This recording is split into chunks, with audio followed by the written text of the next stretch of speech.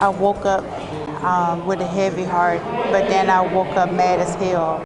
Raw emotion tonight from Tuscaloosa City leaders, angered and saddened by what the mayor is calling senseless gun violence that in this case left a police officer dead. The city council now promising change in the wake of the officer's murder while he was just doing his job. Good evening, I'm Jack Royer. And I'm Sherry Jackson. Tonight, their response to gun violence in light of the shooting that killed Officer Dornell Cousette. CBS 42 News reporter Lee Garner is live at Tuscaloosa City Hall after speaking with the mayor and council members. Lee, what are they telling you? Well, Jack and Sherry, in speaking with the mayor, he calls it a moral obligation to do something in light of what happened to Investigator Cousette. Some of the obvious things that you can see right now. Tuscaloosa awash in this blue light in his honor. Also at tonight's city council meeting, a moment of silence in his honor, and also beginning with a prayer that's listed here on the council meeting agenda reading, "Give us wisdom to know what is just and the strength to do what is right."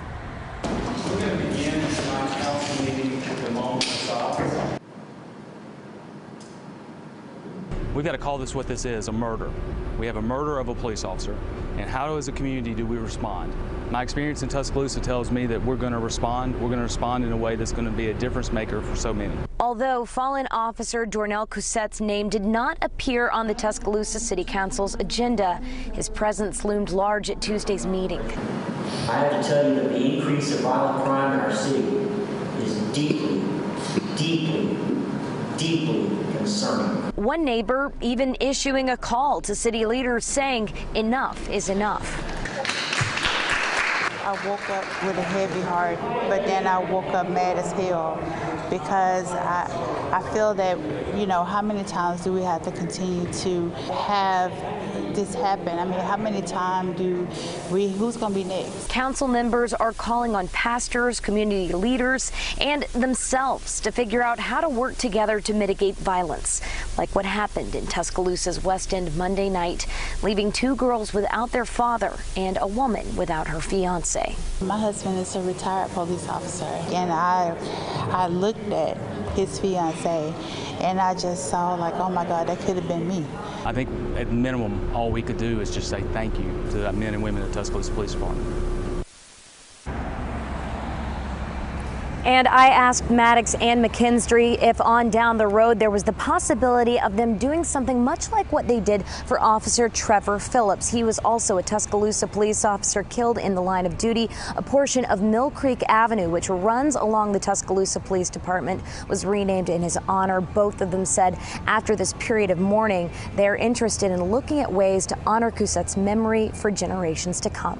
Live in Tuscaloosa, Lee Garner, CBS 42 News local coverage you can count on. Lee, thank you. And tonight, as the law enforcement community is mourning, they are finding hope that justice will be served. A capital murder warrant issued today for the 20-year-old accused of taking Officer Cousette's life. That news as his brothers and sisters in blue stood and saluted his body today as it returned home to Tuscaloosa. In the Druid City, those sworn to protect and serve lining McFarland Boulevard, blocking traffic on a busy Tuesday afternoon to welcome home the body of fallen officer Dornell Cousette, coming back home from the state medical examiner in Montgomery.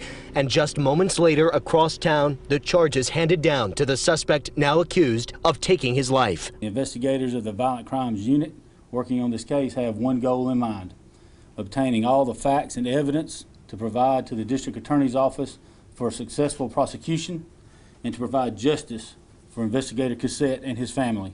What type of officer was this from your understanding? Well, first of all, he was a veteran, as I am. Jerry Carter is the president of the NAACP in Tuscaloosa and lives just blocks away from where this shooting happened. If someone lost their life, it just impacts so many other people. You know, it's not just that officer. He had two daughters. He was engaged. This man had a full life. You know, he was living a good life. You know what I mean? And now he's gone. The charges come after a long night for Tuscaloosa investigators, just beginning to find answers about how one of their own was gunned down while issuing a warrant alone. When I go to sleep at night, I always want to know and think that I did everything I could do to possibly put these officers in the best position to make sure they get home safe. And unfortunately, a lot of times that's not under our control. The thin blue line proving his brothers in blue won't forget him. No funeral arrangements have yet been announced, but the community of Tuscaloosa will gather for a candlelight vigil in honor of Officer Cousette Thursday night at 7 at Government Plaza. Right now on CBS42.com, just how many officers have been killed in the line of duty in Alabama this year?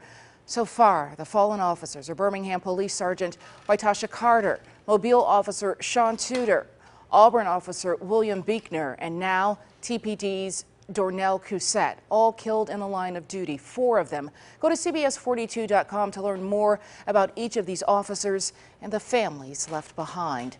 Later in this newscast, the community-wide effort to help Officer Cousette's family. Right now on CBS42.com, we have reaction from state and local leaders to Officer Cousette's death. Jack.